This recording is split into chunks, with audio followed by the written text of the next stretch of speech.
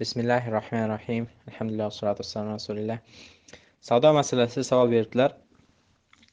Naqd pulga arzonroq yoki qarzga bo'lsa qimmatroq sotsa bo'ladimi? Bu savolni e, arab tilida bay'ut taqsid deb qo'yadi. Nasiya deb aytsak ham bo'ladi. Nasiyaga narsa sotishlik.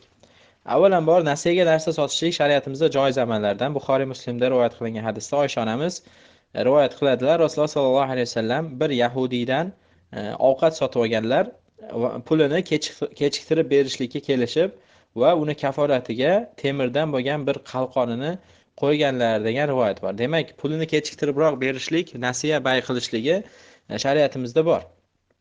Ammo bu masala agar naqd oladigan bo'lsa arzonroq, agar nasiyaga oladigan bo'lsa qimmatroq qilib sotishlik joizmi degan savol berdilar. Bu narsa shariatimizda bor va bu narsa joiz. Arab tilida taqsid deb aytiladi. Ya'ni masalan, bir inson mashinasini sotmoqchi bo'lsa, pulini naqd bergan insonga $5000, agar bir yildan keyin beraman pulini desa, $6000 qilib sotishlik, mana shu ko'rinishda sotishlik shariatimizda joiz qilib qilingan.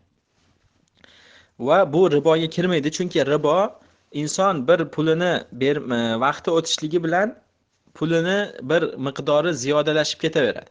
Ammo bunda esa ikkala taraf ittifoq qilingan bo'ladi. Hozir bersa 5000, keyin bersa 6000, lekin mana shu 6000 o'zgarmasligi kerak. Kelishilingan ravishda bu o'zgarmasdan shu keyinroq berishlik bilan bir xil pulda turishlik kerak. Mana bu narsani joizligida to'ralar mazhab ulamolari hammasi bu taqsid bilan savdo sotiq qilishlikni joiz deb aytishgan. Hanafiylarda masalan Bada'i Sanoa kitobida vaqt kechirishligi bilan, vaqt o'tishligi bilan puli ziyodalashishligi mumkin deb aytilgan. Bidayatul Mujtahidda Molikiylar aytishganki,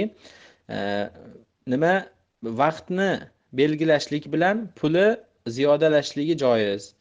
Shofiylar Al-Vajiz kitobida, G'azzaliyning kitobida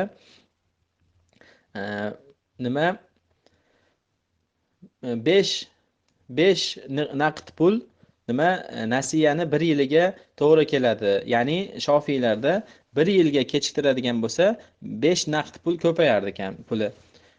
Ibn Taymiya Hanbaliylar kitobida, Ibn Taymiya, Shayx Islom Taymiya Fatavo kitoblarida kelgan vaqtni kechirtirishligi o'sha vaqti uchun ziyoda pul olishligiga sabab bo'ladi degan ma'noda aytganlar. Demak, bir inson nasiyaga bir narsa sotmoqchi bo'lsa, hozir bersa bir narx, keyinroq pulini beradigan bo'lsa boshqa narx qo'yishligi joiz. Lekin qaytarib aytamiz, sharti mana bu pulni bermasligi bilan keyinchalik narxi oshmasligi kerak.